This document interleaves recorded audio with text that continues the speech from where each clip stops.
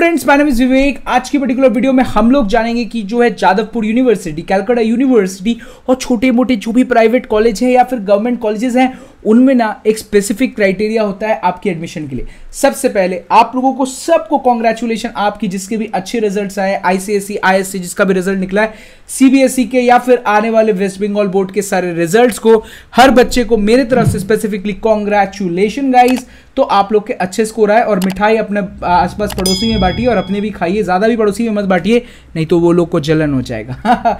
तो स्पेसिफिकली हम लोग शुरू करते हैं जादवपुर यूनिवर्सिटी में क्या है क्राइटेरिया। उसके पहले एक और कंफ्यूजन होता है बच्चों को, वो है कि उनको कैटेगरी रैंक जो दिख रहा है, जैसे टीआरडब्ल्यू में तो मेरा रैंक 14,000 दिख रहा है, बट जो है मेरी जीएमआर तो कुछ 55,000 है या फिर 60,000 है, तो मेरा तो 14,000 में हो जाएगा क्योंकि 14,000 तो दिख रहा है यहाँ पर कट ऑफ में। ऐसा नहीं होता दोस्तों, और क्यों नहीं होता वो भी आज के वीडियो में समझेंगे, और हर रैंक कैसे कैलकुलेट होता है उसको आज जानेंगे, और कौन सा रैंक से डब्ल्यूबीजेई में काउंसलिंग हो सकता है। इससे आपको एक बहुत ही अच्छा इन्फॉर्मेशन मिलेगा जो आपको बहुत ज्यादा जरूरत है। हम लोग शुरू करने के पहले अगर आप काउंसलिंग असिस्टेंस हमारे यहाँ से लेना चाहते हैं तो आप अभी के अभी रजिस्टर कर सकते हैं। साइड में आपको सारे डिटेल्स दिख जाएंगे, साथ में हमें क्या फीचर्स आपको मिलेगा, जैसे कि 24 आवर कॉल सपोर्ट, आपको personalised choice list, dedicated sessions and many more things. इसके अलावा आप इसका रजिस्ट्रेशन लिंक डिस्क्रिप्शन में पा लेंगे।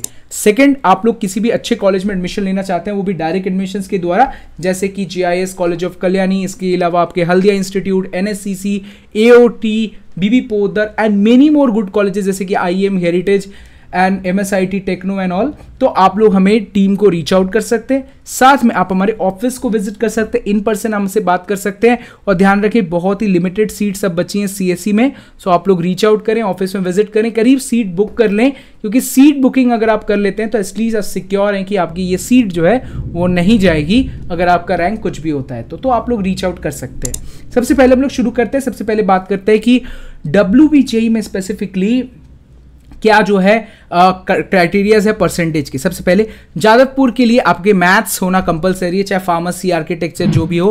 कलकत्ता यूनिवर्सिटी के लिए भी मैथ्स होना आपके लिए कंपलसरी है। दूसरा, मैथ्स में जादवपुर यूनिवर्सिटी में स्पेसिफिकली आपके पास 60% स्पेसिफिकली एक ही सब्जेक्ट में होना चाहिए, ठीक है। कलकत्ता यूनिवर्सिटी में ऐसा नहीं है। इसके अलावा क्लास 10 में 30% आपके पास होना चाहिए।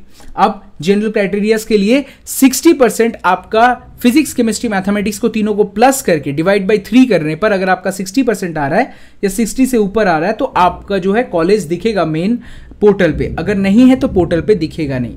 दूसरा, कलकत्ता यूनिवर्सिटी के साथ भी आपका फिजिक्स, केमिस्ट्री, मैथमेटिक्स का स्कोर डिवाइड बाय 3 करने से अगर आपका 60 आ रहा है तो आपको दिखेगा मेन पोर्टल पे, नहीं तो वो कॉलेज आपको दिखेगा नहीं। तो ये है टोटल क्राइटेरिया जो आपको समझने की जरूरत है। मेरे ख्याल से आपको ये पूरा बात समझ में आया होगा और आप जो है इसके साथ मूव फॉरवर्ड कर पाएंगे। इसके अलावा एक और कॉलेज है एनिमल एंड फिशरी साइंस, वहाँ 55% आपके पास होना चाहिए। इसके अलावा आलिया यूनिवर्सिटी पे भी 60% होना चाहिए। अब हम बात कर लेते हैं कैटेगरी स्टूडेंट्स के लिए, तो कैटेगरी स्टूडेंट्स के लिए जादवपुर में 45% होना चाहिए। तो आपके लिए मैथमेटिक्स का भी कोई क्राइटेरिया नहीं है, कुछ भी नहीं है, but mathematics as a subject आपके पास होना चाहिए।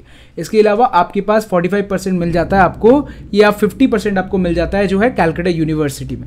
से इतना आप मेंटेन कर पा रहे हैं तो आप मूव फॉरवर्ड कर पा रहे हैं, आप जो है एडमिशंस ले पा रहे हैं इन टॉप कॉलेजेस में।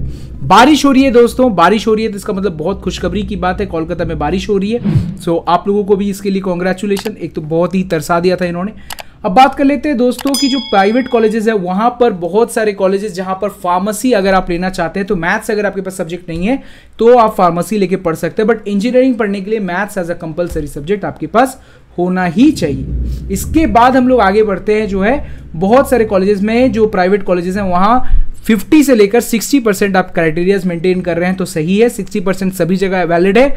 बट अगर आप 60% से कम स्कोर कर रहे हैं तो कैटेगरी होने पर 50% तक वैलिड है प्राइवेट कॉलेजेस में, जैसे कि Adamas university, GIS university, Techno India university and many more colleges.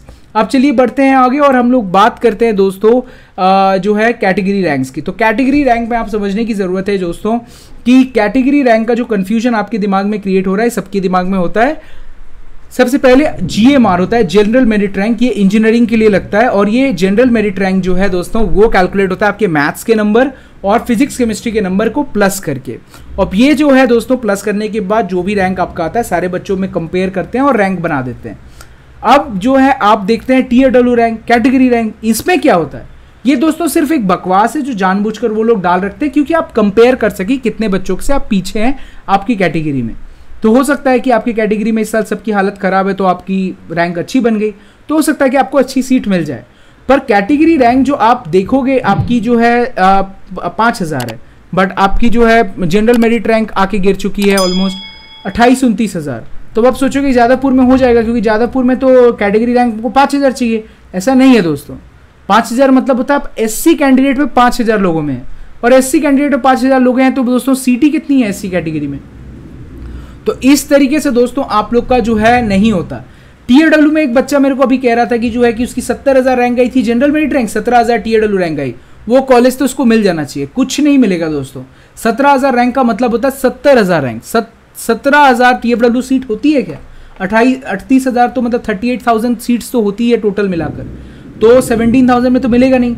तो दोस्तों कोई भी कैटेगरी रैंक से आप जो भी देखते हैं WBJE में आपकी कट ऑफ वाले लिस्ट में, वहां पर कैटेगरी रैंक नाम का कुछ नहीं होता, सब जनरल मेरिट रैंक है। और फार्मेसी कॉलेज में जो भी आप देखते हैं वो सारा PMR है, मतलब फार्मेसी रैंक है।